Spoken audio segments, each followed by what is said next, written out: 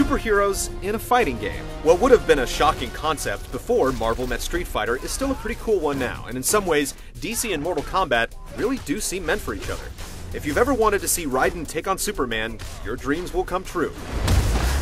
But is taking the outcome into your own hands worth the price of admission? What is this place? It's the Batcave. This isn't over, Superman. Don't be so sure. Regardless of whether or not Mortal Kombat and the DC Universe really needed to be brought together by a coherent story, someone has done a decent job of it. Beyond the basic premise of two worlds colliding and beating the crap out of each other, there are actually two stories, one for each side. Heroes and villains alike find themselves affected by a mysterious rage, which is a convenient, if not amazingly clever excuse for everyone to end up fighting everyone else. The two tales were crafted by a comic writer who knows his stuff, especially on the DC side. There are actually some interesting rivalries and even a few good jokes mixed into the super-powered Royal Rumble. Our enemy is called Dark Khan. While it realizes some of its fan-pleasing potential and trumps most fighting games with its cutscene-packed storytelling, it still feels a lot like typical video game material most of the time.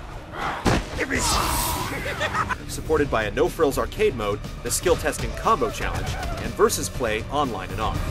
So maybe they could have used one or two silly modes, but MK vs. DC shows decent design, bringing back some of the simplicity of old Mortal Kombat, while keeping some of the new school stuff like 3D movement and Tekken-like juggles. It's still not the sharpest or most balanced fighting game around, and that's okay. What won't be okay with many fans is that MK vs. DC seems to have traded its signature over-the-top gore and violence for a superhero license and a teen rating. I've got a bad feeling about this. When the match is over and it's time to finish your opponent, the mild fatalities and the new heroic brutalities simply can't compare to the dangling spinal cords and beating hearts fans once knew. They're just much less satisfying. Each fighter has two finishers to discover, randomly or with the help of the internet. But there's not a lot of content to unlock. There are 23 characters total, with all but 3 combatants available from the start. Other than brief still-screen endings in arcade mode, you're given pretty much everything up front. Compared to recent Mortal Kombat games, MK vs. DC weighs in a little light when it comes to game modes. There's no action-adventure mode, no kart racing, and definitely no chess. Not that it's a bad thing, considering how half-baked those were in the past. The two substantial story modes stand dead center.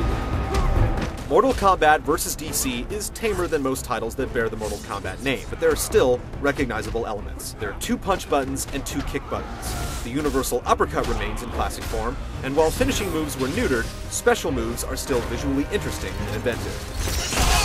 The DC side actually brings some interesting techniques to the table, even if it seems like everybody and their mother has some kind of teleport. The emphasis on key special moves makes the long list of named combos and commands similar to what you'd see in other 3D fighting games mostly useless. It doesn't help that so many attacks often whiff up close.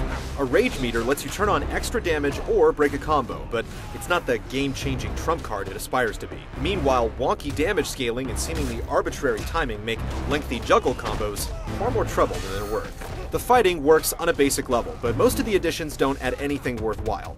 In-fight minigames that utilize Simon Says mechanics or button mashing to pound your opponent off a cliff or through a wall are gimmicky, but they're still among the better additions. And at least, they look cool. Even if you're looking at ugly characters, Mortal Kombat vs. DC Universe is a good-looking game. Cinematic touches during the fights themselves are obvious, but the way you can see the damage on the characters themselves is subtly impressive. If only the fatalities were a little less subtle.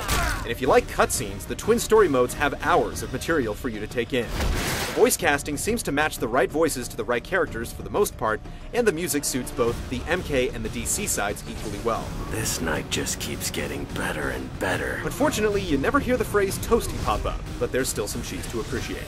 Raiden! Stop! Fatality? Maybe it's time I gave you a demonstration of my impressive technology. A respectable roster, goofy but generally fun fighting, and the bridging of two universes with an actually coherent storyline makes MK vs. DC appealing for casual players. But if you're looking for a true Mortal Kombat sequel or the next super balanced tournament fighter, this watered-down, crossed-over spin-off is not your game.